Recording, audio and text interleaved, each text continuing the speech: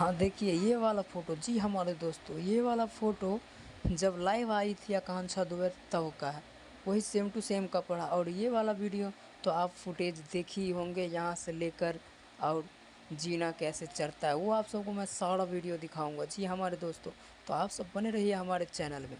तो आप सबको बता दूँ, जो आकांक्षा दुबे के साथ अभी पावर स्टार पवन सिंह भी है। जी हमारे दोस्तों, तो आप सबको बताओ, सो इसमें जैसे उतर रही है, और जो आप सबको शुरू में मैं फ़ोटो दिखाया था वो कम कपड़ा जब आकांक्षा दुबे सुसाइड की थी तब से लेकर लाइव आई थी तब तक, और आकांक्षा दुबे के साथ लमसम में कुछ गलत हुआ है। जी हमारे दोस्तों, तो इसमें पावर स्टार पवन सिंह भी बोला है, भाई जो इसमें गुनहगार है उसके जल्द से जल्द बहुत कड़ी से कड़ी सज़ा मिलना चाहिए, और आकांक्षा दुबे को न्याय मिलना चाहिए भाई लोग। तो आप सबको क्या विचार है भाई लोग, तो न्याय मिलना चाहिए कि नहीं?